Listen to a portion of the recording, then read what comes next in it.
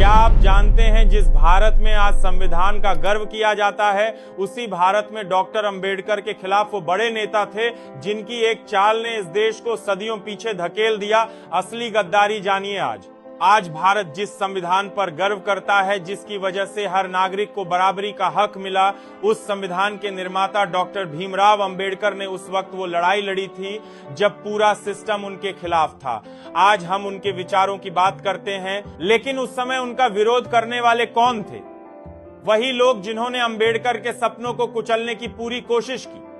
उन्होंने सिर्फ डॉक्टर अंबेडकर का नहीं बल्कि पूरे भारत के दलित, बहुजन, शोषित समाज का गला घोंटने का काम किया।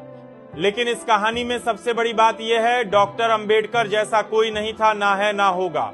जिस देश में अंबेडकर ने संविधान लिखा, उसी देश में उन्हें अपमानित किया गया, मगर उन्होंने कभी हार नहीं मानी। उनकी ताकत थी ज्ञान, तर्क और इंसाफ। उनका हर कदम, हर फैसला इस देश के लिए था, लेकिन विरोधियों की चालें इस देश को तोड़ने के लिए थीं।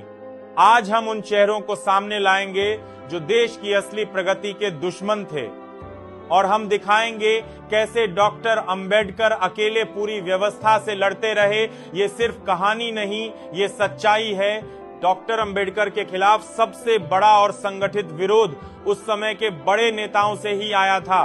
नाम लेने में संकोच नहीं होना चाहिए। गांधी, नेहरू और पटेल जैसे नाम जो आज इतिहास में बड़े सम्मान से लिए जाते हैं, उन्होंने अंबेडकर की राह में सबसे ज्यादा रोड़े अटकाए। सबसे पहले बात करते हैं गांधी की।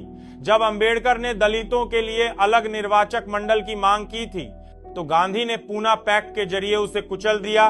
गांधी ने उपवास रखकर अंबेडकर पर दबाव बनाया ताकि दलितों को राजनीतिक शक्ति न मिले।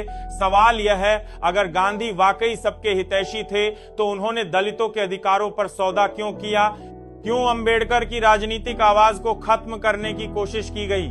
दूसरी तरफ नेहरू का रवैया भी कोई अलग नहीं था। जब अंबेडकर ने हिंदू कोड बिल लाकर महिलाओं को अधिकार देना चाहा, तो नेहरू सरकार ने उसे संसद में पास कराने से रोका। आखिर क्यों अंबेडकर के आधुनिक भारत बनाने के सपने को बार बार रोका गया? और पटेल, जिनके बारे में कहा जाता है कि वो भारत के लौह पुरुष थे, वो भी अंबेडकर से कई मुद्दों पर असहमत थे और खुलेआम उनकी आलोचना करते थे। ये वही लोग थे जिन्होंने पर्दे के पीछे अंबेडकर को नीचा दिखाने में कोई कसर नहीं छोड़ी। लेकिन अंबेडकर अकेले नहीं झुके। उनके पास न सत्ता थी, न भीड़, बस एक कलम थी, और वही कलम आज भारत की सबसे बड़ी ताकत बन गई। जिस संविधान पर भारत चलता है, उसकी बुनियाद अंबेडकर ने रखी थी।